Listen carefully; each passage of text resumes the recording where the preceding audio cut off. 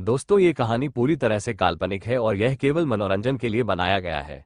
इस कहानी में किसी भी व्यक्ति, नाम, पता, घटनाएं या उत्पादों का अपमान नहीं किया गया है। अगर आप हमारे 145 नॉवल बॉय चैनल पर नए हैं तो वीडियो को लाइक और चैनल को सब्सक्राइब जरूर करें ताकि हम आप तक ऐसी वीडियो पहुंचाते रहें। धन्यवाद। तो कैसे हैं आप लोग? आशा करता हूं कि आप सभी बहुत अच्छा होंगे। आवाज सुनकर कुछ ही देर में सभी बाहर आ गए। ये देखकर कि हर कोई तैयार था, दीनानाथ ने सभी प्रतिभागियों को दूसरे दौर के लिए महल में ले आया। दूसरा दौर भी बहुत सरल है। आप सभी को 5 मिनट के लिए 2 क्षेत्रों में रहना होगा। दीनानाथ ने सभी को बड़े महल के अंदर ले जाने के बाद कहा। महल बहुत बड़ा था क्योंकि महल एक बहुत बड़ा क्षेत्र में फैला हुआ था।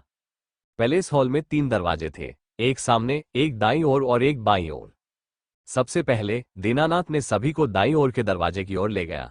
सभी के अंदर आते ही भीषण गर्मी ने सभी के चेहरों पर आग लगा दी। कमरे के बीच में लावा का एक कुंड था।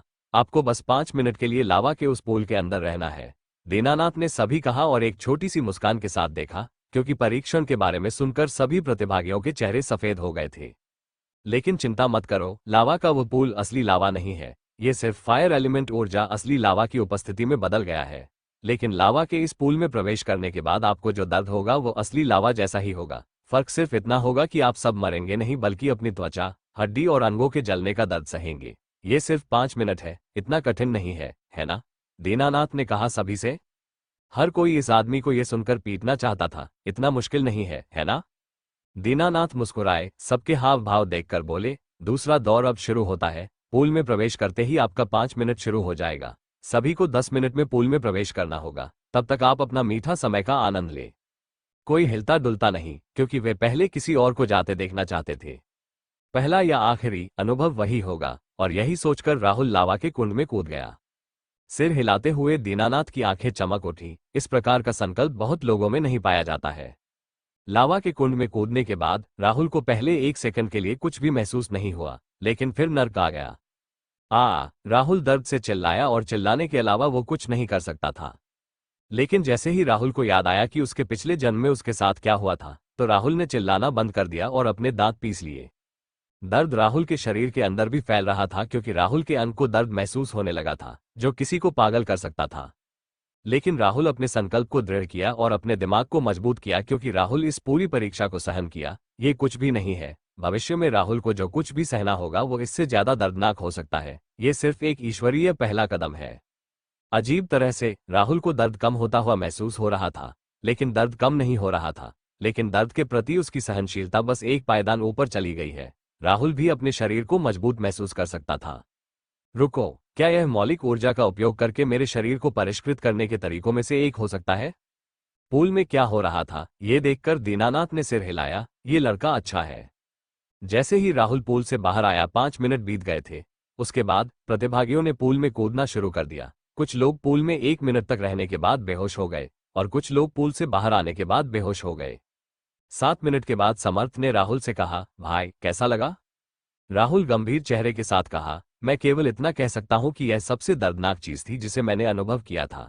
लेकिन जब तक आप अपने दिमाग को स्थिर रखते हैं और दर्द के आगे झुकते नहीं हैं, तब तक आप सफल होंगे। मुझे लगता है कि यह पूल फायर एलिमेंट ऊर्जा से संघनित लावा इतना सरल नहीं है। बस दर्द के आगे न झुकें और अपने दिमाग को दृढ़ रखें और आप परीक्षा में सफल हो जाएंगे। बस इतना ही मैं कह सकता हूं। राहुल की बात सुनकर अपना सिर हिलाते हुए समर्थ ने अपने दांत पीस लिए और पूल में कूद गया। जैसे ही उसने गोता लगाया, वो चिल्लाने लगा। अच्छी तरह से चिल्लाने से दर्द कम हो सकता है, क्योंकि यह एक अच्छे आउटलेट के रूप में कार्य करता है। कई प्रतिभागी पूल से बाहर आने से पहले 5 मिनट तक चिल्लाते रहे।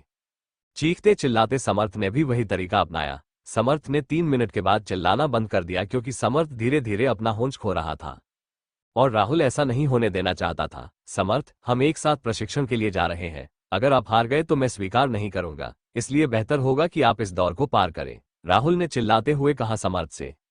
मन को स्थिर रखना और दर्द के आगे नहीं झुकना होगा। मैं राहुल के साथ आया हूं और मैं अकेला नहीं लौटूंगा। निश्चित रूप से नहीं, समर्थ ने मन ही मन सोचा। समर्थ ने बेहोश होने से अपने आप को रोका और अपने दांत पीस लिए, क्योंकि ऐसा लग रहा था कि उसे इस परीक्षण में दर्द सहने के अलावा कोई रास्ता नहीं था उसके पास। 5 मिनट बीत गए जब समर्थ रोने से भी बदतर मुस्कान के साथ बाहर आया। राहुल ने आगे बढ़कर उसकी पीठ पर अपने हाथ धीरे से थपथपाया और कहा, तुम वहां जाओ। और यह वास्तव में कठिन नहीं था। राहुल की बात सुनकर दीनानाथ ने हंस पड़े। हाँ, ये वास्तव में इतना कठिन नहीं है, आपको बस पर्याप्त संकल्प और दर्द को सहन करने की आवश्यकता है। आखिरकार मौलिक योद्धा के मार्ग पर चलना कोई बच्चों का खेल नहीं है। यदि आप इसे सहन भी नहीं कर सकते हैं तो आपको 100% भविष्य में प्रशिक्षण के दौरान मौत का सामना करना पड़ सकता है, दीनानाथ ने कहा। उन शब्दों को सुनकर हर कोई सिर हिलाया। 50 लोगों में से सिर्फ 23 ही इस दौर से गुजरे, आधे से ज्यादा ऐसे ही बाहर हो गए। सभी को तैयार देखकर दीनानाथ ने कहा, अब चलो तीसरे क्षेत्र की ओर चलते हैं। प्रतिभागियों में से एक ने हाथ उठाया और बोला, क्या हमें इस बार आराम करने के लिए कुछ समय नहीं दिया जाएगा? उन शब्दों को सुनकर हर कोई सिर हिलाया। 50 लोगों में से सिर्फ 23 ही इस दौर से गुजरे, आधे से ज्यादा ऐसे ही बाहर हो गए। सभी को तैयार देखकर दीनानाथ ने कहा, अब चलो तीसरे क्षेत्र की ओर चलते हैं। प्रतिभागियों में से एक ने हाथ उठाया और बोला, क्या हमें इस बार आराम करने के लिए कुछ समय नहीं दिया जाएगा? नहीं, दूसरा जोन तीसरे दौर का हिस्सा है, आराम नहीं। ये कहते हुए वह सभी को महल के हॉल के बाईं ओर के दरवाजे पर ले गया। दूसरे दरवाजे में प्रवेश करते ही सभी चौंक गए, और सचमुच चौंक गए थे। कमरे पूरे बिजली से भरी हुई थी और कभी कभी बिजली से चिंगारी भी निकल रही थी। जगह से बिजली की चिंगारी कभी कभी सभी के पास आ जाती थी, जिससे सभी को हल्का झटका लगता है। ये जगह बिजली की मौलिक ऊर्जाओं से भरी हुई है। जैसा कि आप देख सकते हैं कि मंच के बीच में बहुत अधिक भयंकर लाइटनिंग है, और जब आप वहां खड़े होंगे तो यह और भी भयंकर हो जाएगा। इस प्रशिक्षण को पार करने के लिए आप सभी को उस पर खड़ा होना होगा 5 मिनट के लिए। मंच में पिछले दौर की तरह ही सरल है, दीनानाथ ने सभी कहा। सबका एक ही विचार था, वो आदमी पागल गया है, इसीलिए कह रहा है कि पहले की तरह आसान है। ठीक है, फायर जोन की तरह आप सभी को 5 मिनट उस प्लेटफॉर्म पर खड़े होकर रुकना है। समय शुरू होता है अभी। जैसे ही दीनानाथ ने बोलना समाप्त किया, राहुल ने कमरे के बीचों बीच बने मंच की ओर लपका। जैसे ही राहुल मंच पर कदम रखा, राहुल की सिर पर बादल छाने लगे और 1 सेकंड के बाद लाइटनिंग ने राहुल को चाबुक की तरह मारना शुरू कर दिया। एक पल का भी ब्रेक न लेने के कारण लाइटनिंग चाबुक ने राहुल को लगातार मारा। कुछ समय के बाद राहुल अपने शरीर को हिलाने की भी क्षमता नहीं थी, क्योंकि पिछले दौर में जितना राहुल महसूस किया उससे भी अधिक तीव्र दर्द ने राहुल पर हमला किया। ये और भी भयानक लगा, क्योंकि राहुल अपने शरीर को हिलाने में भी असमर्थ था। सुन्नता और तीव्र दर्द ने राहुल की शरीर को अंदर बाहर से झकझोर कर रख दिया था।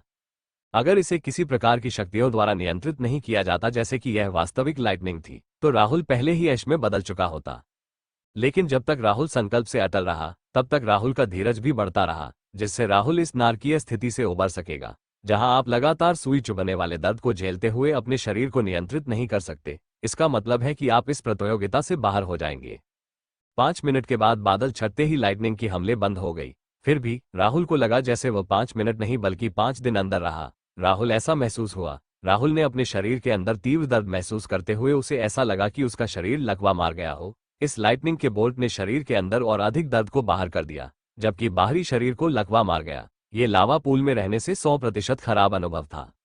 भले ही लाइटनिंग ने राहुल को मारना बंद कर दिया, लेकिन राहुल की शरीर के लकवाग्रस्त होने के कारण राहुल थोड़ा हिल भी नहीं सका। इस समय दीनानाथ ने अपना हाथ राहुल की ओर लहराया और कुछ जादुई हुआ। राहुल को ऐसा लगा जैसे उसके पूरे शरीर पर 1 सेकंड के लिए अनगिनत चींटी रेंगने लगे हो। फिर सब कुछ गायब हो गया, सुन्नपन गायब हो गया, लकवा गायब हो गया, और यहां तक कि उसके शरीर के अंदर जो तीव्र दर्द महसूस हो रहा था वह भी गायब हो गया। राहुल वापस उस ओर भागा जहां हर कोई खड़ा था। जैसा कि दीनानाथ ने कहा, जब तक आप इस परीक्षा को पास कर सकते हैं, तब तक मैं सभी के शरीर को तीव्र दर्द से छुटकारा दिलाऊंगा। यदि आप असफल होते हैं तो आपको ले जाया जाएगा और सामान्य तरीके से आपकी देखभाल की जाएगी। आपके शरीर से दर्द से छुटकारा पाने में कुछ दिन लगेंगे। जल्द ही प्रतिभागियों ने एक एक करके लाइटनिंग प्लेटफॉर्म में प्रवेश करना शुरू कर दिया। राहुल के बाद उस वक्त 2 लोग गए, जहां दोनों फेल हुए। वे क्रमशः 3 और 4 मिनट तक चले। इस टेस्ट में कोई चीख भी नहीं सकते क्योंकि उसका पूरा शरीर लकवाग्रस्त हो जाता था। प्रतिभागियों के पास केवल 5 मिनट बचे थे, इसलिए समर्थ सहित शेष 17 प्रतिभागी मंच पर पहुंचे। यह निश्चित रूप से 100 से अधिक लोगों को पकड़ने के लिए काफी बड़ा था, इसलिए उनके सिर पर उनके संबंधित बिजली के बादलों से गोलीबारी की कोई चिंता नहीं थी। 3 मिनट बीत गए और 11 प्रतिभागी बेहोश हो गए और दीनानाथ के द्वारा टेलीकिनेसिस के माध्यम से ले जाया गया। समर्थ समेत 7 प्रतिभागी प्लेटफॉर्म पर रह गए थे। समर्थ को ऐसा लग रहा था कि वह जल्द ही कभी भी बेहोश हो जाएगा, लेकिन इस बार राहुल कुछ नहीं कहा। इसका कारण यह था कि उसकी आंखों में देखकर राहुल को लग रहा था कि वह पहले से ही अपनी सीमा से परे है, लेकिन वह अभी भी इस नर्क के माध्यम से इस परीक्षा को पास करने के लिए जोर दे रहा था और सहन कर रहा था। समय बीतता गया। 30 सेकंड के बाद शेष प्रतिभागियों में से एक बेहोश हो गया, जो उसे दीनानाथ द्वारा ले जाया गया।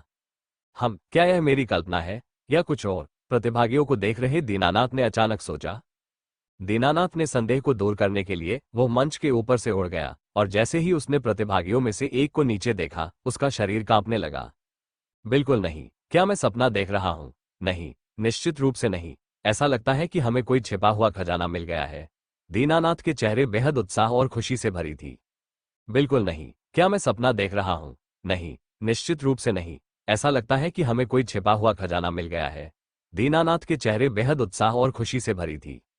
इस समय राहुल ने भी मंच पर कुछ देखा। समर्थ की आंखों का रंग बदलने लगा। हर गुजरते सेकंड के साथ उसे चांदी की रंगत मिलती रही।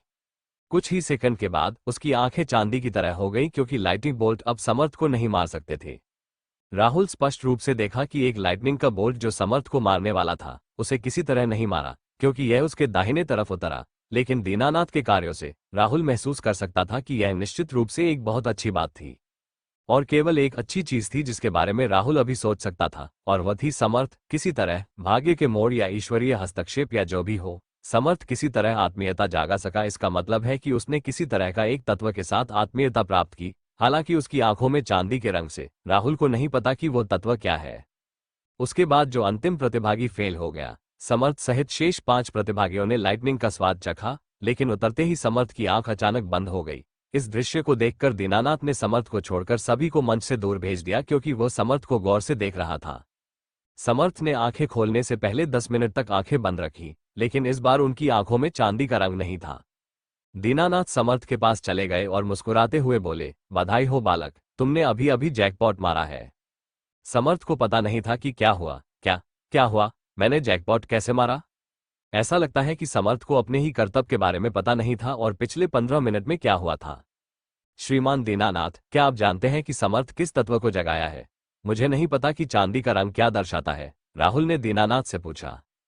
उनकी बात सुनकर समर्थ पहले तो भ्रमित हुआ और फिर चौंक गया। रुको, तुम कह रहे हो कि मैंने एक तत्व के लिए आत्मीयता जगाई है? तुम मेरी टांग तो नहीं खींच रहे हो?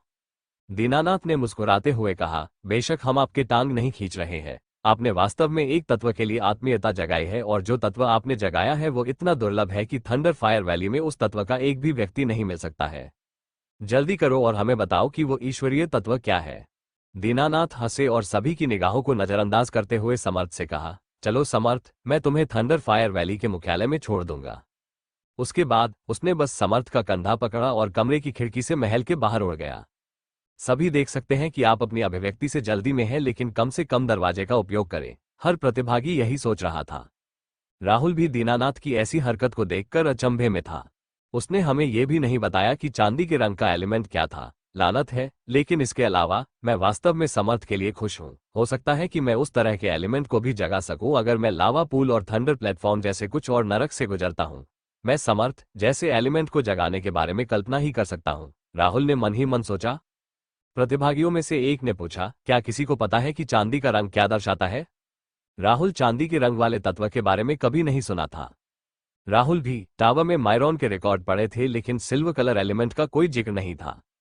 लेकिन राहुल जानता था कि उस दीनानाथ को जरूर इसके बारे में पता होगा और वह निश्चित रूप से उस एलिमेंट के बारे में जानता है। प्रतिभागियों ने एक दूसरे के साथ बात करना शुरू कर दिया, जबकि राहुल वहीं खड़ा था। शायद उन्होंने राहुल से पूछने की जहमत नहीं उठाई क्योंकि राहुल उनसे छोटा था। TSK, जो भी हो। इसमें से 10 मिनट बीत गए जब सभी अपने पीछे किसी के कदमों की आहट सुनी, जहां कमरे का दरवाजा था।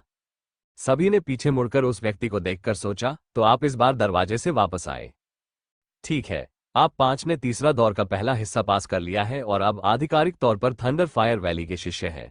लेकिन हमें अभी भी आपका आकलन करने के लिए तीसरे दौर का दूसरा हिस्सा को संचालन करने की आवश्यकता है, जो तब तय करेगा कि आपको काम पर कहां भेजा जाएगा और आपके पास कितने संसाधन होंगे, दीनानाथ ने कहा। सभी को सिर हिलाते हुए देखकर दीनानाथ सभी को कमरे से बाहर ले गया और उस दरवाजे में प्रवेश किया जो पैलेस हॉल के उत्तर में था, जिसे सभी ने महल में प्रवेश करने की ठीक बाद देखा था। राहुल समर्थ के बारे में कुछ पूछना चाहता था, लेकिन राहुल अपने धैर्य को काबू में रखा और पूछने से पहले तीसरा दौर का दूसरा राउंड खत्म करने का फैसला किया। जल्द ही सभी तीसरे दरवाजे में प्रवेश कर गए, लेकिन इस बार इसमें कुछ खास नहीं था। ये कमरा महल से बाहर ले गया क्योंकि वहां एक झरना, एक तालाब और हरियाली थी। सभी के प्रवेश करने के बाद दीनानाथ ने कहा, यह दौर पिछले वाले से भी अधिक सरल है। आपको बस अपनी आंखें बंद करके उस तालाब के अंदर बैठना है। कोई समय सीमा नहीं है, जब आप अंदर नहीं रह सकते हैं तो आप बाहर आ सकते हैं। बस आप जितनी देर तालाब में रहेंगे, आपको उतने ही अधिक पुरस्कार मिलेंगे, काम करने का बेहतर स्थान और बेहतर संसाधन। विवरण सुनकर सभी लोग तालाब के पास पहुंचे और उसमें बैठ गए, और बैठने के बाद भी तालाब का जलस्तर सभी के गले तक ही पहुंचा। सभी को तालाब के अंदर बैठे देखकर दीनानाथ ने कहा, एक बार फिर, यदि आप और अधिक नहीं रह सकते हैं तो आप बाहर आ सकते हैं। इस तालाब में आपकी मौत भी हो सकती है, लेकिन जब आप मौत के करीब पहुंचते हैं तो मैं आपको बाहर खींच लूंगा। सभी को तालाब के अंदर बैठे देखकर दीनानाथ ने कहा, एक बार फिर, यदि आप और अधिक नहीं रह सकते हैं तो आप बाहर आ सकते हैं। इस तालाब में आपकी मौत भी हो सकती है, लेकिन जब आप मौत के करीब पहुंचते हैं तो मैं आपको बाहर खींच लूंगा। दीनानाथ की अंतिम बात सुनकर प्रतिभागियों के चेहरे पर पसीना आने लगा। जैसा उन्होंने सोचा, मृत्यु के करीब, आपका कहना है कि हम इस सामान्य दिखने वाले तालाब में मर भी सकते हैं? राहुल भी उस बात को सुनकर हैरान था और मन ही मन कहा, पिछले दौर में जिसमें एक खतरनाक दिखने वाला लावा पूल और लाइटनिंग प्लेटफॉर्म, दीनानाथ ने स्पष्ट रूप से कहा था कि उनमें मरने का कोई खतरा नहीं है, लेकिन उस इस सामान्य दिखने वाले तालाब में मर भी सकते हैं। फिर राहुल ने अपनी आंखें बंद कर ली। कुछ मिनटों के बाद राहुल बेतरतीब चीजों के बारे में सोच रहा था जब राहुल को एहसास हुआ कि पानी ठंडा हो रहा है, लेकिन इससे कोई फर्क नहीं पड़ रहा था।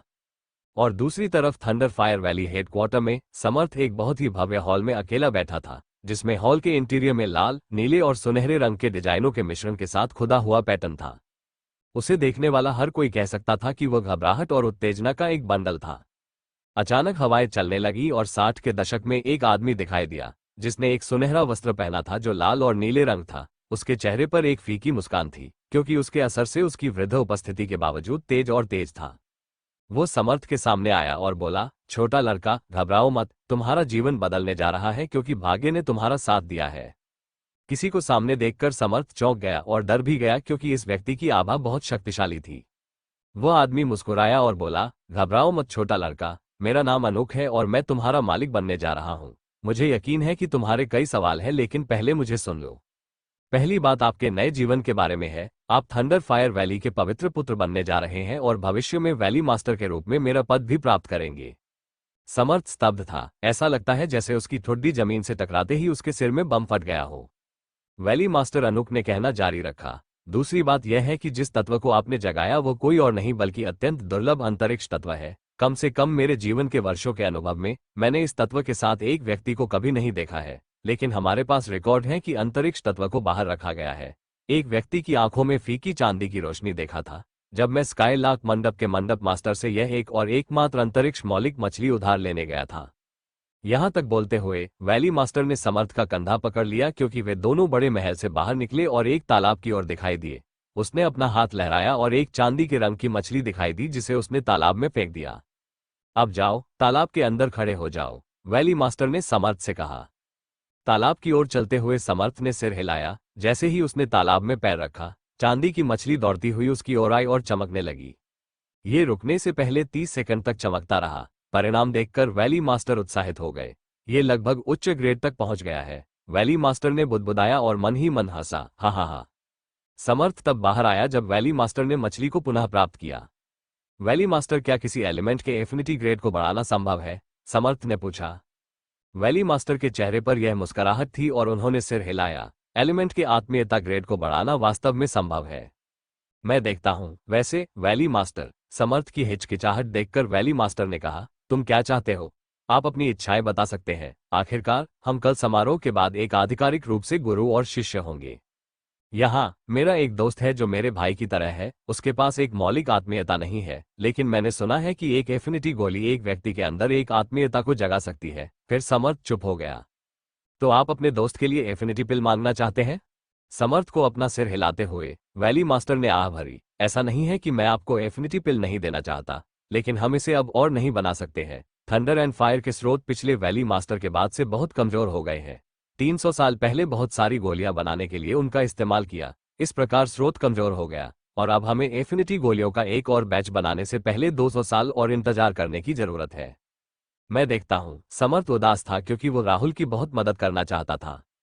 उनकी अभिव्यक्ति को देखकर वैली मास्टर बोले, मुझे पता है कि वह तुम्हारा सबसे अच्छा दोस्त है, लेकिन आप और वह अब अलग अलग दुनिया के लोग हैं। सामान्य मौलिक योद्धाओं का केवल 100-150 साल का जीवन काल होता है, जबकि मौलिक जादूगर लंबे समय तक जीवित रह सकते हैं, क्योंकि निश्चित रूप से सभी मौलिक योद्धा अपने मानसिक दायरे को नहीं खोल सकते हैं, इसलिए वे केवल 100 वर्षों तक ही जीवित रह सकते हैं। इस सच्चाई को सुनकर समर्थ और भी दुखी हुआ और बड़बड़ाया, वह मुझसे ज्यादा मेहनत करता है और वह मुझसे ज्यादा एक मौलिक आत्मीयता पाने का हकदार है। वैली मास्टर ने सिर हिलाया, ऐसी किस्मत है समर्थ, इसे स्वीकार तो करना ही होगा। और दूसरी तरफ इस दौरान तालाब के अंदर बैठे प्रतिभागियों के साथ तालाब पूरी तरह से जम गया था। दीनानाथ तालाब के पास खड़े हो गए और प्रतिभागियों को देखा। अचानक उन्होंने अपने हाथों को लहराया और एक प्रतिभागी को तालाब से बाहर निकाला। बाहर आने के बाद प्रतिभागी जमी नहीं थी और जल्द ही उसे होश आ गया। ये क्या हुआ? दीनानाथ तालाब के पास खड़े हो गए और प्रतिभागियों को देखा। अचानक उन्होंने अपने हाथों को लहराया और एक प्रतिभागी को तालाब से बाहर निकाला। बाहर आने के बाद प्रतिभागी जमी नहीं थी और जल्द ही उसे होश आ गया। ये क्या हुआ? दीनानाथ ने उसकी ओर देखा और कहा, तुम्हारा दिल धड़कना बंद करने वाला था, इसलिए मैंने तुम्हें बाहर निकाला, बस इतना ही। प्रतिभागियों ने कुछ बोलने के लिए अपना मुंह खोला, लेकिन कुछ सेकंड के बाद उसे बंद कर दिया और कुछ नहीं कहा, लेकिन अन्य जमे हुए प्रतिभागियों की ओर अपना ध्यान केंद्रित किया।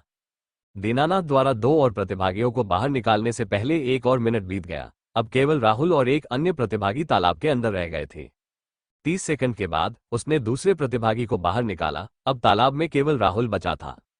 दीनानाथ ने राहुल के पिछले दौर के प्रदर्शन के बारे में सोचा। जैसा उसने सोचा था, इस लड़के को भयानक इच्छा शक्ति मिली है। वह निश्चित रूप से एक मौलिक जादूगर बन जाएगा यदि वह 1 या 2 दशक के बाद अपनी लड़ाई की भावना नहीं खोता है। राहुल की सोच वर्तमान में चरम पर थी। वह अब कुछ भी नहीं सोच सकता था और अभी उसकी एक ही इच्छा थी और वह थी सोना। लेकिन वह जानता है कि अगर वह सो जाता है तो ये खत्म हो जाएगा और इसलिए वह तब भी नहीं सोने की कोशिश करता रहा जब उसके दिमाग की शक्ति लगभग शून्य होने लगी थी।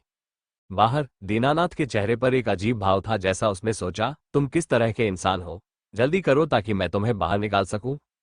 5 मिनट के बाद प्रतिभागियों में से एक ने अपना हाथ उठाया और दीनानाथ को अपनी ओर देखते हुए बोला, वो मरा नहीं है। वो जमे हुए राहुल की ओर इशारा करते हुए बोला। दीनानाथ ने उपहास किया और कहा, तुम्हारे और उसकी तरह एक साथ कचरा मत डालो। मुझे लगता है कि इस बच्चे के भीतर एक राक्षस छिपा हुआ है। ये केवल समय की बात है जब यह जागता है। उसका शरीर और मस्तिष्क अजीब तालमेल में है। अब वो यहाँ दिनों तक रहने पर भी मरेगा नहीं, लेकिन अब उसे भी इसका कोई फायदा नहीं होगा कि वह पहले से ही इसके अनुकूल हो गया है। मान लीजिए कि तीसरा दौर भी अब खत्म हो गया है। अपनी बात समाप्त करते हुए उसने अपना हाथ लहराया और तालाब से जमे हुए राहुल को बाहर निकाला। बाहर आने के बाद राहुल जल्द ही अपनी अजीब स्थिति से बाहर निकल गया, क्योंकि उसके मस्तिष्क ने अपने सामान्य कार्यों को पुनः प्राप्त कर लिया था। ये देखकर दीनानाथ बोला, अब जबकि तीसरा दौर समाप्त हो गया है, मैं आप सभी को उस स्थान पर ले जाऊंगा जहां आप रहकर काम करेंगे। ये कहकर दीनानाथ ने हवा से एक रथ निकाला जिसने सभी को स्तब्ध कर दिया। सामने बैठने के बाद उन्होंने सभी प्रतिभागियों को देखा और कहा, आप पूरे दिन क्या सपना देख रहे हैं? अगर आप थंडर फायर वैली में प्रवेश करना चाहते हैं तो जल्दी करो। फिर सभी अपने अपने विचार से हट गए और रथ पर चढ़ गए, जिसमें 10 लोगों को पीछे और 2 लोगों को आगे रखने के लिए पर्याप्त जगह थी। ये देखकर कि हर कोई रथ में चढ़ गया, दीनानाथ ने अपने सामने एक चौकोर स्लेट पर अपना हाथ दबाया, जिससे रथ हवा में तैरने लगा और आगे बढ़ गया। चलते हुए राहुल ने पूछा, क्या मौलिक योद्धा उड़ सकते हैं? दीनानाथ ने उसकी ओर देखा और एक फीकी मुस्कान के साथ कहा, एलिमेंटल वॉरियर्स उड़ नहीं सकते। सभी ने मायूस भाव दिखाया लेकिन फिर आ गए। लेकिन हर कोई दीननाथ को कोसना चाहता था, लेकिन उन्होंने खुद को रोक लिया क्योंकि वे इस आदमी द्वारा रथ से बाहर नहीं फेंकना चाहते थे। लेकिन एक मौलिक योद्धा के रूप में उड़ने की शक्ति प्राप्त करना असंभव नहीं है, क्योंकि आपने मुझे जो चीजें करते हुए देखा है, जैसे आकाश में उड़ना, आपको तालाब से बाहर निकालना आदि, मौलिक ऊर्जा से संबंधित नहीं है, लेकिन मानसिक ऊर्जा नामक एक और शक्ति से संबंधित नहीं है।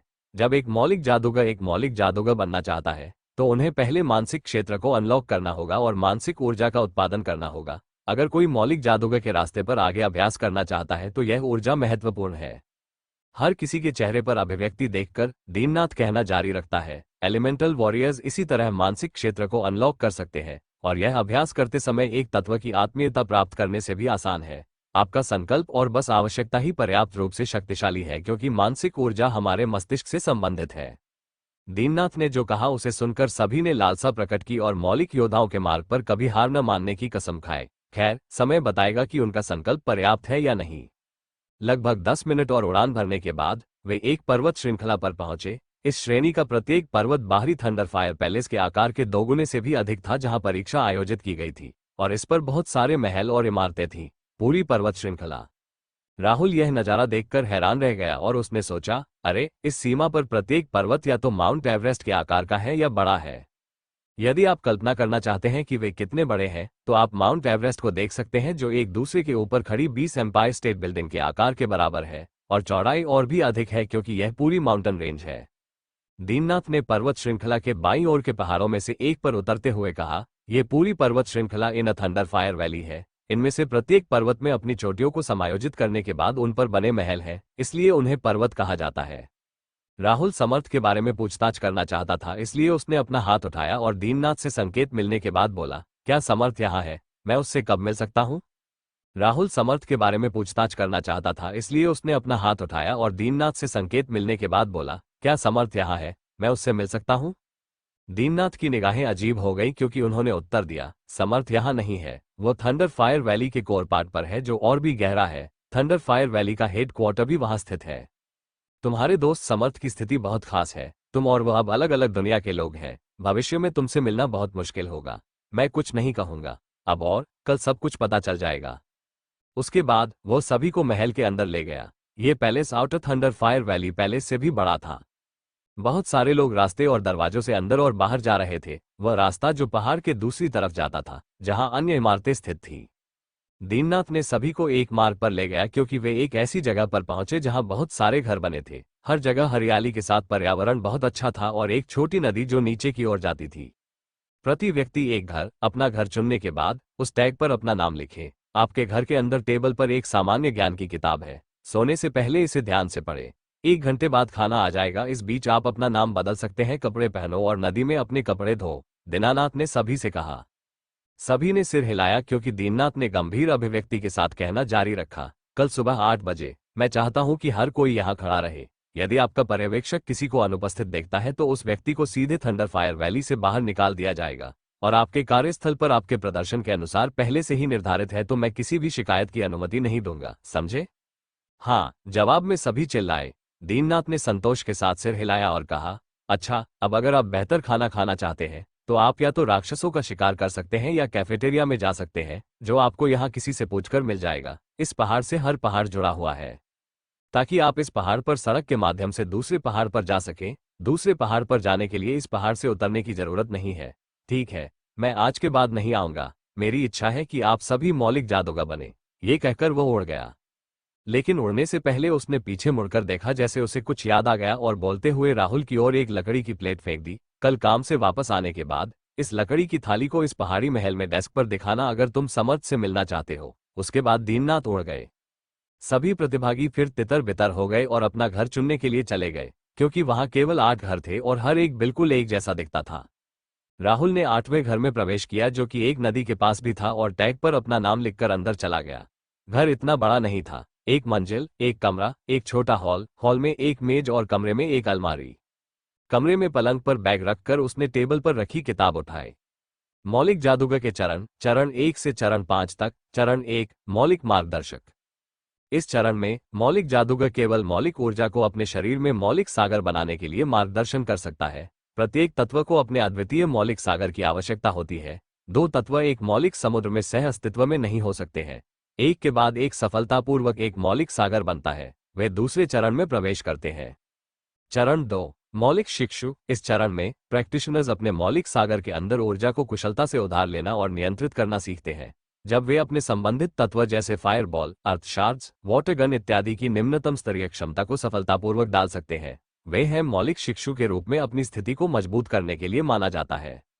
Stage 3, elemental journeyman. इस चरण में जादूगर को अपने मौलिक ऊर्जा के भंडार को बढ़ाने के लिए अपने मौलिक सागर का विस्तार करना पड़ता है, और आमतौर पर ऐसा करने में लंबा समय लगता है। यदि वे उच्च कास्ट कर सकते हैं तो उन्हें एलिमेंटल जर्नीमैन के रूप में अपनी स्थिति को मजबूत करने के लिए माना जा सकता है। लेवल एबिलिटीज जिन्हें जटिल नियंत्रण की आवश्यकता नहीं होती है, जैसे fire rain, water cannon, thunderbolt, earth wall आदि।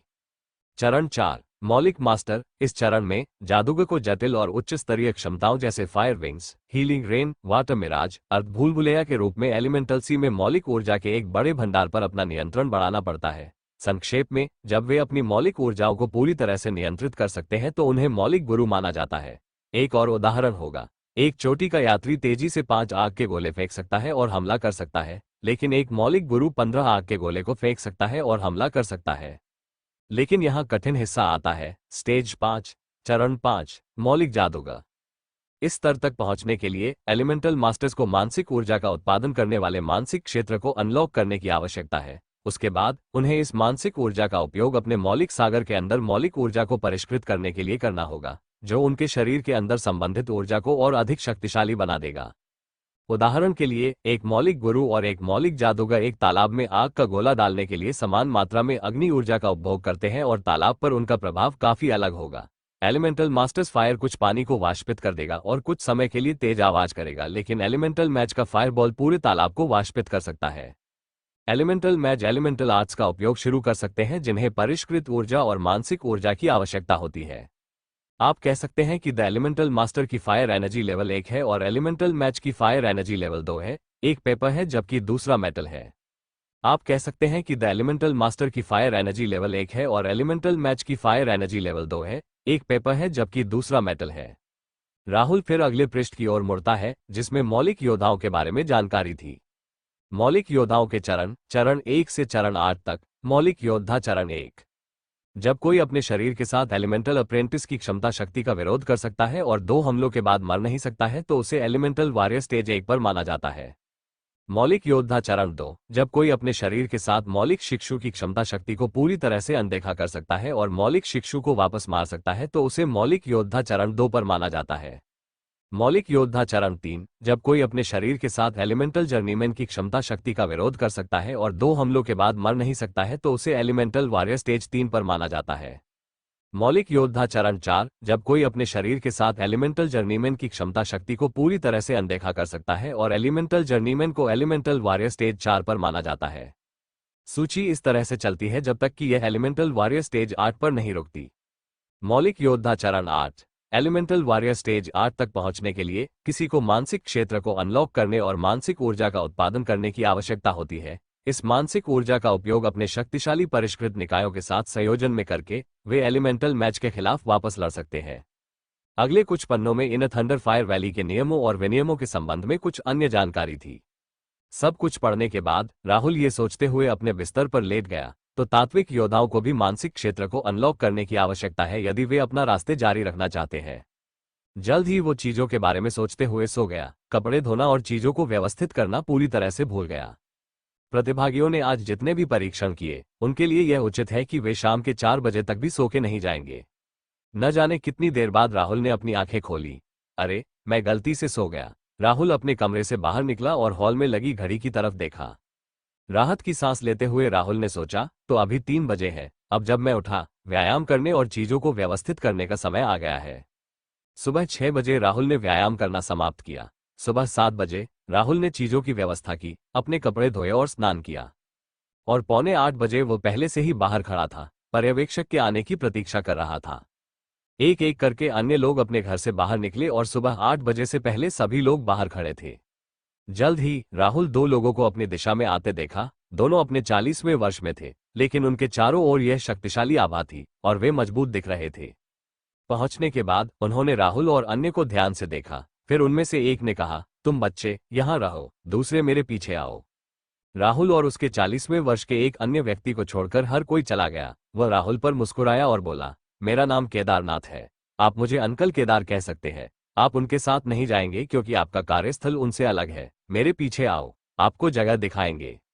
वे दोनों फिर चलने लगे। राहुल उस आदमी का पीछे पीछे चलता रहा क्योंकि उसे यहाँ कोई रास्ता नहीं पता था। वे काफी लंबी दूरी तक चले, कई रास्ते बदलने, और यहाँ तक कि एक बिंदु पर पहाड़ से नीचे उतरे। अंत में एक उदास जगह पर पहुंचने से पहले, उदास क्योंकि आसमान में काले बादल थे। यहाँ पहुंचने के बाद वे एक गुफा के दरवाजे में प्रवेश कर गए, जो एक और पहाड़ की ओर जाता था। कुछ मिनटों के लिए अंधेरे में चलने के बाद राहुल को कुछ आवाजें सुनाई देने लगी। क्लंग क्लंग क्लंग चमकदार क्रिस्टल वाला एक क्षेत्र दिखाई दिया जिसने आसपास के वातावरण को रोशन कर दिया, जहां लोग काले रंग के क्रिस्टल का खनन कर रहे थे। यहां पहुंचकर केदारनाथ ने राहुल से कहा, इन काले क्रिस्टल का बहुत ही रहस्यमय उपयोग है। अगर लोग लंबे समय तक उनके पास रहेंगे तो उनकी मांसपेशियां और अंग धीरे धीरे मजबूत होंगे। उनका एक और उपयोग यह है कि इन क्रिस्टल का उपयोग बढ़ाने के लिए किया जा सकता है। उपकरणों का स्थायित्व। फिर उसने एक पिकैक्स उठाया जिस पर एक काला क्रिस्टल लगा हुआ था। ये पिकैक्स तब अधिक प्रभावी होता है जब यहाँ क्रिस्टल की खदान में इस्तेमाल किया जाता है। ये कहते हुए उन्होंने पिकैक्स को राहुल को सौंप दिया और कहा, जाओ और खनन शुरू करो। तुम्हारे पास रोजाना 7 घंटे के लिए, सुबह 8 बजे से दोपहर 3 बजे तक। बाद में आप मौलिक योद्धाओं के प्रशिक्षण क्षेत्रों में प्रशिक्षण ले सकते हैं। राहुल ने सिर हिलाया और अपेक्षाकृत दूर के स्थान पर खनन करना शुरू किया जहां ब्लैक क्रिस्टल्स की संख्या अधिक थी। ये देखकर केदारनाथ ने सिर हिलाया और वापस चली गई। राहुल 7 घंटे काम करने के बाद अपने घर लौट आया और एक अच्छा स्नान करने के बाद वह सीधे पहाड़ के महल में मुख्य डेस्क पर लकड़ी की प्लेट के साथ चला गया जो उसे दीनानाथ द्वारा दी गई थी। मेज पर पहुंचकर जहां 40 साल की एक महिला बैठी थी, उसे लकड़ी की प्लेट सौंप दी। लकड़ी की प्लेट को देखते हुए और फिर राहुल की ओर देखते हुए उसने एक कागज निकाला जिस पर पैटर्न लिखा हुआ था और 1 सेकंड के बाद वह जलने लगा और राख में बदल गया। कुछ मिनट रुको, दीनानाथ जल्द ही यहां आ जाएगा, महिला ने राहुल से कहा। राहुल ने बस सिर हिलाया और दीनानाथ के इंतजार में एक तरफ खड़ा हो गया। 10 मिनट के बाद दीनानाथ को माउंटेन पैलेस के प्रवेश द्वार से ऐश की ओर चलते हुए देखा जा सकता था। दीनानाथ को ऐसा लग रहा था कि वो अभी चल ही रहा है, लेकिन उसका हर कदम 2 मीटर से अधिक दूरी को पार कर गया और वो कुछ ही सेकंड में राहुल के सामने आ गया। दीनानाथ को ऐसा लग रहा था कि वो अभी चल ही रहा है, लेकिन उसका हर कदम 2 मीटर से अधिक दूरी को पार कर गया और वो कुछ ही सेकंड में राहुल के सामने आ गया। राहुल, चलो मिलते हैं, आपके दोस्त समर्थ से मिलते हैं। दीनानाथ ये कहते हुए उसने सीधे राहुल के कंधे को पकड़ लिया और तेज गति से दोनों महल के बाहर उड़ गए। दोनों ने घाटी में गहराई से उड़ान भरी और उस क्षेत्र में पहुंचे जहां बहुत सारे थंडर क्लाउड और ज्वालामुखी थे जिनमें लावा स्वतंत्र रूप से बह रहा था। राहुल की हैरानी चेहरा को देखते हुए दीनानाथ ने कहा, यह ज्वालामुखी और बादल प्राकृतिक रूप से नहीं बने हैं बल्कि एलिमेंटल आर्कमेज द्वारा बनाए गए हैं। राहुल के हाव भाव और भी हैरान करने वाले हो गए क्योंकि बिना किसी आधार के उनके मुंह से अनायास ही उनके मुंह से निकल पड़े, मैं भविष्य में इस तरह की चीजें जरूर कर पाऊंगा, बस समय की बात है। ये सुनकर दीनानाथ हंस पड़े और बोले, पता नहीं तुम्हें खुद पर इतना भरोसा कैसे है। राहुल का चेहरा शर्मसार हो गया, उसे अपने विचारों को इस तरह जोर से बोलना नहीं चाहिए था। जल्द ही उन्होंने गड़गड़ाहट वाले बादलों और ज्वालामुखी क्षेत्र को पार किया और एक पूरी तरह से अलग जगह पर पहुंचे। सामने का नजारा देखकर राहुल की दुनिया का नजारा पूरी तरह से बिखर गया। एक विशाल माउंटेन पैलेस को हवा में निलंबित कर दिया गया था। यह इतना बड़ा था कि राहुल वास्तव में ऊंचाई को नहीं देख सकता था क्योंकि बादल घना और घूम रहे थे। ये थंडर फायर वैली का मुख्यालय है और एक ऐसी जगह भी है जहां हमारे गुट के मुख्य सदस्य रहते हैं। यहाँ थोड़ा रुकते हुए दीनानाथ ने कहा, तुम्हारा दोस्त समर्थ अब से यहाँ रहने वाला है, उसकी स्थिति और भी ऊंची है तुमसे अब। क्या वास्तव में? राहुल ने कहा दीननाथ से। दीननाथ ने राहुल के चेहरे की ओर देखा जो केवल उसके दोस्त के लिए एक सच्ची खुशी दिखा रहा था और आश्चर्यचकित था, लेकिन फिर उसने आह भरी, दोस्तों की यह जोड़ी, आह, दुर्भाग्य से भाग्य ने उनके लिए कुछ अलग रखा है। वास्तव में भाग्य ने उनके लिए बहुत कुछ अलग रखा है। हाँ, उसका हैसियत ज्यादातर कोर सदस्यों से ऊंचा है। अब चलते हैं, वह भी तुम्हारा इंतजार कर रहा है। दोनों ऊपर की ओर उड़े और ह्यूमंग्स फ्लोटिंग माउंटेन में प्रवेश कर गए, जिसमें एक नहीं बल्कि 3 बड़े महल और अन्य बड़ी इमारतें थीं। अजूबे तरह से तैरते हुए वे सीधे मध्य महल की ओर चले गए जो कि सबसे बड़ा भी था। जैसे ही वो 40 के दशक में एक बूढ़े आदमी के पास पहुंचे और फटकारते हुए स्वर में कहा, तुम कहाँ जा रहे हो दीनानाथ? आज के समारोह के लिए हमें अभी भी बहुत काम करना है। 1 घंटे में कई बड़ी हस्तियां आने लगेंगी। थोड़ा रुककर उसने राहुल की ओर देखा और पूछा, ये बच्चा कौन है? दीनानाथ ने मुस्कुराते हुए कहा, एल्डर ओनुक, मैं वैली मास्टर के आदेशों का पालन कर रहा हूं, आप हमें क्षमा करें। दीनानाथ ने कहा, ओह, और हमारे साथ बात करने में समय बर्बाद करने के बजाय आपको काम करना शुरू कर देना चाहिए क्योंकि हमारे पास अभी भी बहुत कुछ है, आज के समारोह के लिए काम करना है। ये कहकर वो एल्डर ओनुक के पास से गुजरा और महल में गहरे जाने वाले रास्ते में से एक में चला गया। उनकी घटती हुई आकृतियों को देखकर एल्डर ओनुक ने जोर से ठहाका लगाया और अपनी सांसों में बड़बड़ाते हुए कहा, मैं अपने बेइज्जती का बदला अवश्य लूंगा, बस तुम रुको। इस दौरान राहुल और दीननाथ एक बहुत बड़े फाटक के सामने पहुंचे। गेट के सामने रुककर दीननाथ ने राहुल से कहा, तुम्हारा दोस्त अंदर है और तुम्हारे पास बात करने के लिए केवल 1 घंटा है। उसके बाद वह वापस उसी रास्ते पर चला गया जहां से वे आए थे। राहुल गेट के सामने खड़ा हो गया और इससे पहले कि वो गेट को धक्का देकर गेट के अंदर जाता, गेट अपने आप खुल गया। ये देखकर वो अंदर चला गया। बहुत सारी सजावटी चीजों के साथ कमरा बहुत ही आलीशान था, लेकिन सबसे आकर्षक बात यह थी कि एक लड़का अपने चेहरे पर घबराहट के साथ इधर उधर घूम रहा था। उसने सबसे शानदार कपड़े पहने थे जो राहुल ने पहले कभी नहीं देखे थे। अरे भाई, बढ़िया गेटअप, आप हा, शाही राजकुमार की तरह लग रहे हैं। राहुल समर्थ को देखकर हंसा जो राहुल की ओर दौड़ रहा था। यो भाई, मुझे नहीं पता था कि ऐसा कुछ होगा। ऐसा लगता है जैसे मैं थंडर फायर वैली का पवित्र पुत्र बन गया हूँ। समर्थ ने अजीब तरह से मुस्कुराते हुए कहा। वाह, कितनी मस्त बात है यार। ऐसा लगता है कि मुझे जल्दी करना है और एक आत्मीयता जगानी है, अन्यथा मैं सबसे पीछे रह जाऊंगा। वैसे आपकी आत्मीयता क्या है? मैं इसके बारे में जानने के लिए बहुत उत्सुक हूँ, राहुल ने समर्थ से पूछा। यह अंतरिक्ष तत्व है, जाहिर तौर पर यह एक बहुत ही दुर्लभ आत्मीयता है। समर्थ ने फिर नीचे देखा और कहा, राहुल, मैंने मास्टर से मुझे आपके लिए एक एफिनिटी पिल देने के लिए कहा, लेकिन उन्होंने कहा कि स्रोत अभी कमजोर है और उन्हें ठीक होने में 500 साल लगेंगे, इससे पहले कि वे अधिक एफिनिटी पिल बनाने के लिए उपयोग कर सके। हालांकि 300 साल बीत चुके हैं, फिर भी उन्हें फिर से गोलियां बनाने के लिए 200 साल और चाहिए। मुझे क्षमा करें भाई। राहुल ने अपना हाथ हिलाया और आत्मविश्वास से भरी मुस्कान के साथ कहा, क्या कह रहे हो भाई? मुझे आत्मीयता की गोली या कुछ भी नहीं चाहिए। बस अपने प्रशिक्षण और साधना पर ध्यान केंद्रित करो और मुझे नीचा इस तरह मत देखो, क्योंकि अगर तुम कड़ी मेहनत नहीं करते तो मैं जल्द ही तुम्हारे बराबर को हो जाऊंगा और तुमसे भी आगे निकल जाऊंगा। बाद में दोनों ने एक दूसरे से 1 घंटे तक बात की, इससे पहले कि दरवाजे के खुलने की आवाज के साथ एक तेज आवाज अंदर आए। पवित्र पुत्र समर्थ, यह वैली मास्टर और उनके कुछ सम्मानित मित्रों से मिलने का समय है। राहुल ने दरवाजे की ओर देखा और एक परिचित व्यक्ति एक चापलूसी भरी मुस्कान के साथ अंदर आया। वो व्यक्ति कोई और नहीं बल्कि एल्डर ओनुक थे। पवित्र पुत्र समर्थ, यह वैली मास्टर और उनके कुछ सम्मानित मित्रों से मिलने का समय है। राहुल ने दरवाजे की ओर देखा और एक परिचित व्यक्ति एक चापलूसी भरी मुस्कान के साथ अंदर आया। वो व्यक्ति कोई और नहीं बल्कि एल्डर दिनेश थे। कृपया समर्थ, वैली मास्टर ने मुझे जल्द से जल्द आपको वहां भेजने के लिए कहा। यह सबसे अच्छा है कि आप अभी पैलेस हॉल में जाएं। समर्थ ने सिर हिलाया और राहुल से कहा, मैं अभी जाता हूं। इस बीच आप महल में चारों ओर देख सकते हैं। मैं जल्द से जल्द वापस आने की कोशिश करूंगा। समर्थ फिर चला गया और इस बड़े कमरे में केवल राहुल और एल्डर दिनेश ही बचे थे। दिनेश ने पीछे मुड़कर देखा और राहुल की ओर देखा और उपहास करते हुए बोला, तो आप समर्थ के मित्र हैं? कुछ खास नहीं, मौलिक आभा का एक औंस भी नहीं, यहां तक कि एलिमेंटल वॉरियर स्टेज 1 पर भी आप नहीं है। राहुल ने कुछ नहीं कहा और उदासीन भाव से चुप रहा। फिर दिनेश ने कहा, मुझे लगता है कि आप पहले से ही अपने और समर्थ के बीच स्थिति और क्षमता में अंतर जानते हैं। इसके अलावा वैली मास्टर उसे अगला वैली मास्टर बनाने की योजना बना रहा है। इसलिए मुझे लगता है कि बेहतर होगा कि आप अभी से उससे न मिलें और उसका कीमती समय बर्बाद न करें। समर्थ को प्रशिक्षण पर ध्यान देने की आवश्यकता है, क्योंकि कई अन्य गुटों के जादूगर पहले से ही एलिमेंटल मैच स्टेज पर हैं।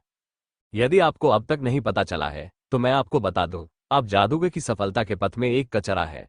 अभी हाल ही में उन्होंने वैली मास्टर से अनुरोध किया कि आपको यहां रहने के लिए दें। क्या आपको लगता है कि आप जैसा कचरा यहां रह सकता है? राहुल अभी भी चुप था, उसके चेहरे पर उदासीनता थी, इसलिए दिनेश अपनी अभिव्यक्ति से वह नहीं पढ़ सका जो वह सोच रहा था। ठीक है, मैं सीधे मुद्दे पर आता हूं। आज के बाद वैली मास्टर चाहता है कि आप समर्थ के जीवन से गायब हो जाएं। सबसे पहले हमने आपको सीधे थंडर फायर वैली से बाहर भेजने और स्काई लार्क पैविलियन में व्यवस्थित करने का फैसला किया है। लेकिन दीनानाथ ने आपकी ओर से बात की और कहा कि आप इन थंडर फायर वैली में रहना जारी रख सकते हैं, जबकि हम समर्थ से कहते हैं कि आपने थंडर फायर वैली को छोड़ दिया है ताकि आप थंडर या फायर एलिमेंट के लिए आत्मीयता जगाने की उम्मीद करते हुए यहां चुपचाप प्रशिक्षण ले सके। अब जाओ, दीनानाथ बाहर इंतजार कर रहा है। उसके बाद दिनेश सीधे कमरे से निकल गए। राहुल कुछ मिनटों के लिए वहीं खड़ा रहा और उसके चेहरे पर मुस्कान आ गई। लगता है समर्थ की जिंदगी अब सेट हो गई है, मुझे भी जल्दी करनी है। बाद में वो कमरे से निकल गया और उस प्रवेश द्वार पर पहुंचा जहां दीननाथ इंतजार कर रहा था। राहुल की ओर देखते हुए दीनानाथ ने आह भरी और कहा, मैंने कोशिश की लेकिन माइक अब थंडर फायर वैली के साथ अस्पष्ट रूप से जुड़ा हुआ है, इसलिए वैली मास्टर उस पर कोई समझौता करने को तैयार नहीं है।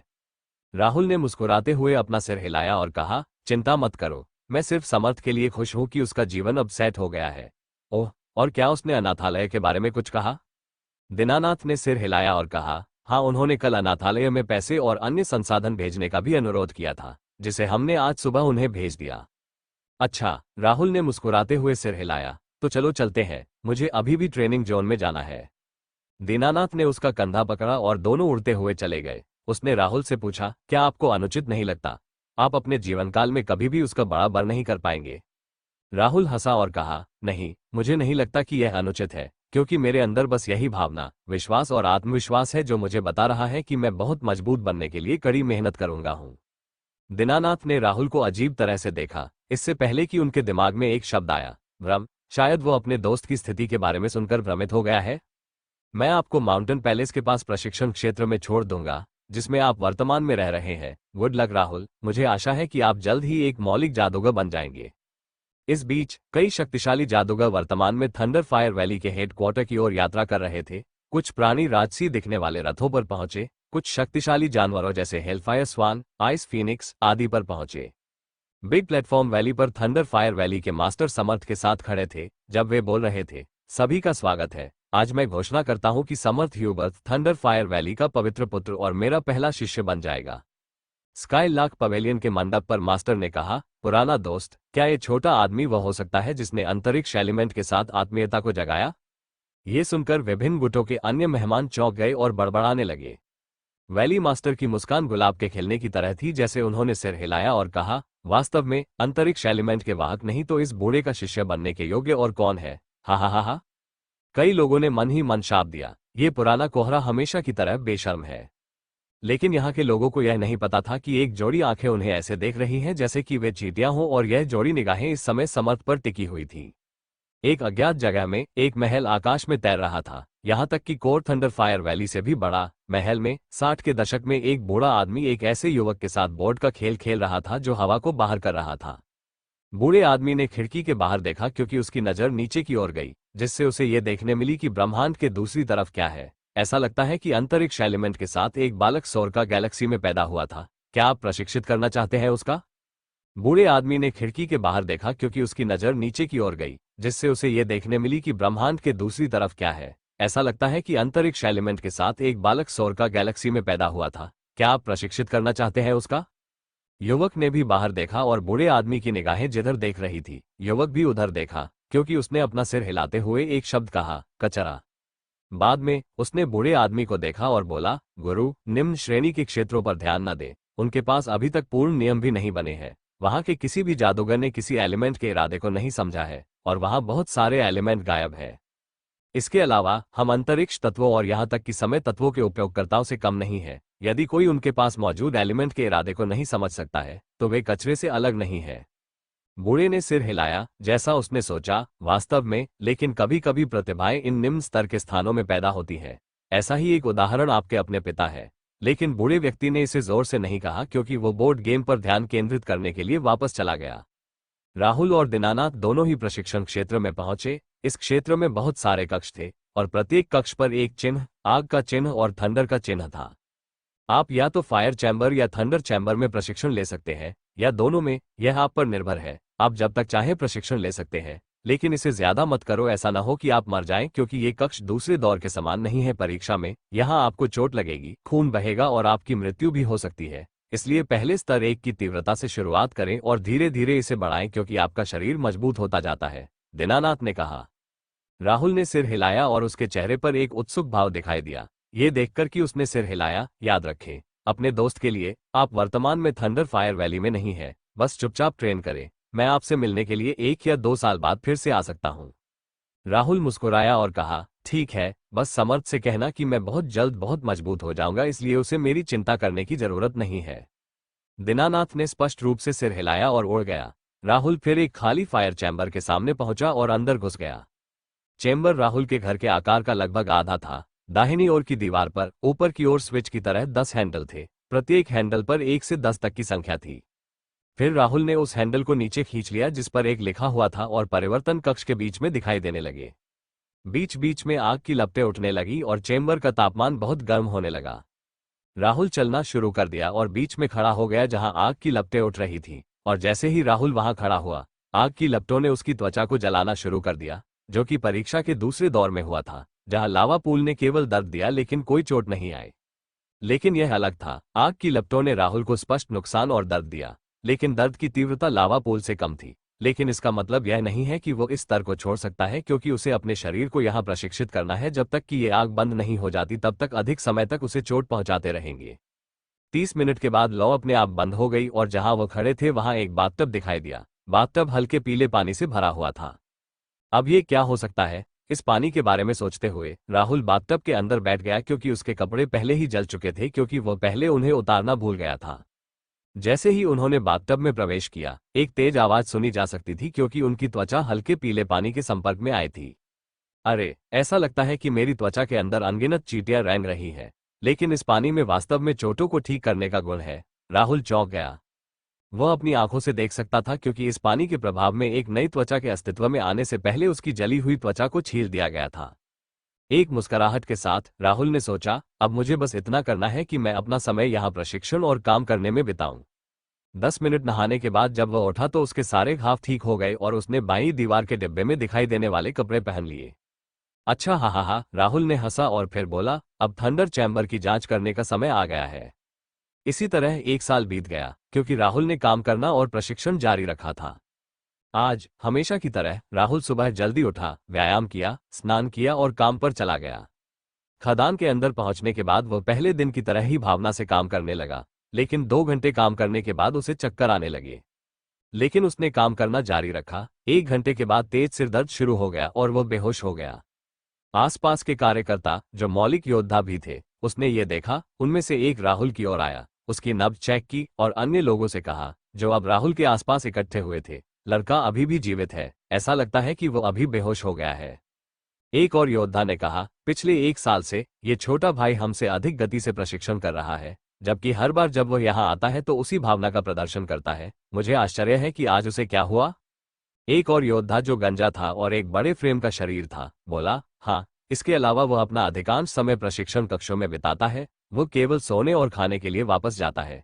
1 महीने पहले मैंने उसे जंगल में ग्रेड 1 राक्षस का शिकार करते हुए भी देखा था, नंगे हाथों से, जिसका मतलब है कि वह पहले से ही स्टेज 2 एलिमेंटल वॉरियर है।